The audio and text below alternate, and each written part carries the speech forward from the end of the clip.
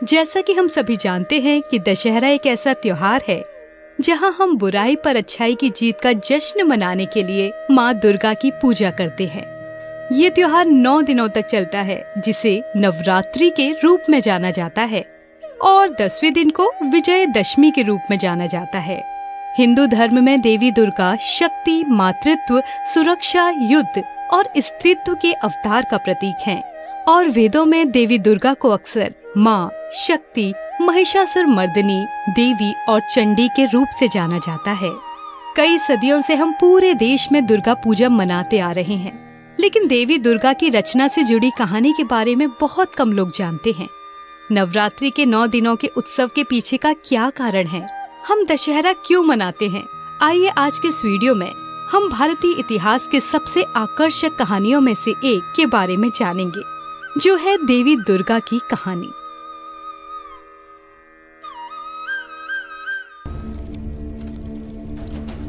आइए आरंभ करते हैं।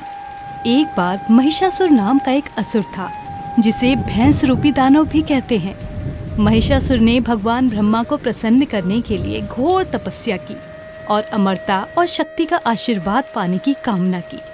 भगवान ब्रह्मा को इस बात का थोड़ा अंदाजा तो था कि वो क्या मांगने वाला है। महिषासुर हाथ जोड़कर घुटनों के बल नीचे बैठा और ब्रह्मा जी से वर मांगा कि वो किसी व्यक्ति या देवता द्वारा न मारा जाए। भगवान ब्रह्मा ने अपने भक्त की ओर देखा और तथास्तु कहा। इसके बाद अत्याचारी का अहंकार और बढ़ गया। अपनी अमरता के नशे में महिषासुर उसकी अवज्ञा करने वाले किसी भी व्यक्ति को मार डालता। क्या आप जानते हैं महिषासुर ने वरदान से प्राप्त उस असीम शक्ति का क्या किया? उसने अपने राक्षसों की सेना के साथ स्वर्ग की ओर कूच किया और इंद्रदेव के खिलाफ युद्ध छेड़ दिया। वहीं इंद्रदेव भी सफेद हाथी में बैठ के राक्षसों के खिलाफ युद्ध में उतर गए। ईश्वरीय शक्तियां होने के बावजूद इंद्रदेव और उनके देवताओं की सेना हार गई। इंद्रदेव महिषासुर से युद्ध हार गए और उन्हें स्वर्ग की गद्दी को छोड़ना पड़ा। पहले पृथ्वी और अब स्वर्ग पर महिषासुर का अधिकार हो गया और अब कोई भी महिषासुर के खिलाफ जाने की हिम्मत नहीं करता। आपको क्या लगता है स्वर्ग के देवताओं ने इस समस्या से निपटने के लिए क्या किया होगा? सब कुछ हार जाने के बाद स्वर्ग के देवता त्रिदेव यानी भगवान ब्रह्मा, विष्णु और भगवान शिव की मदद लेने गए। महिषासुर से बदला लेने के लिए ये एक निर्णायक पल था। ब्रह्मांड में संतुलन बहाल करने के लिए त्रिदेव ने अपनी ऊर्जा का उपयोग 1000 सशस्त्र देवी दुर्गा, जो आदि शक्ति की अवतार हैं, उनको बनाने के लिए किया। वहां उपस्थित सभी देवता देवी की आभा से चकाचौंध हो गए और सभी ने देवी दुर्गा को अपने हथियार समर्पित कर उन्हें सुसज्जित किया। भगवान विष्णु ने उन्हें शक्तिशाली सुदर्शन चक्र दिया, भगवान ब्रह्मा ने उन्हें कमंडल दिया और भगवान शिव ने अपना त्रिशूल दिया। देवी दुर्गा के पास अब सभी दिव्य विभूतियों द्वारा दिए गए शस्त्र थे। अब वो हिमालय के सिंह पे सवार होकर महिषासुर के राज्य की ओर चल पड़ी थी।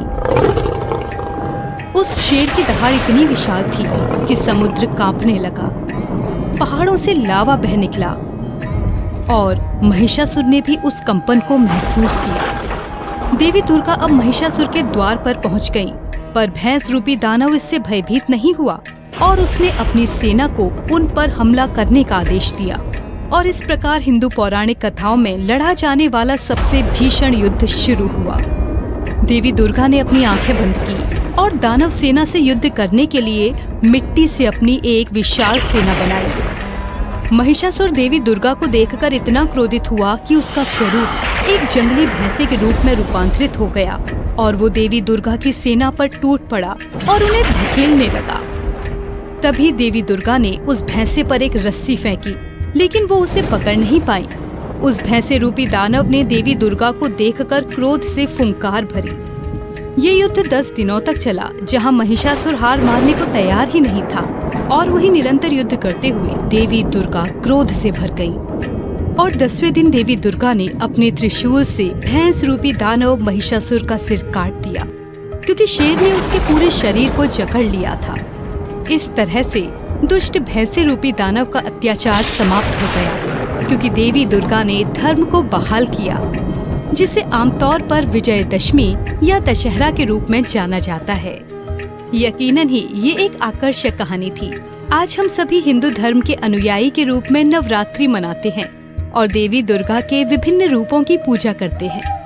इस दिन हम महिषासुर के साथ हुए युद्ध के बाद देवी दुर्गा को शांत करने के लिए अयगिरी नंदिनी का जाप करते हैं, क्योंकि इससे माँ दुर्गा हमें शक्ति और समृद्धि का आशीर्वाद देती हैं। इस दिन को दशहरा भी कहा जाता है, जहां हम रावण पर भगवान राम की जीत का जश्न मनाते हैं। हम आशा करते हैं कि ये कहानी आपको नवरात्रि और विजयदशमी के त्योहारों को समझने में मदद करेगी। हमें नीचे कमेंट सेक्शन में बताएं आपको ये वीडियो कितना पसंद आया।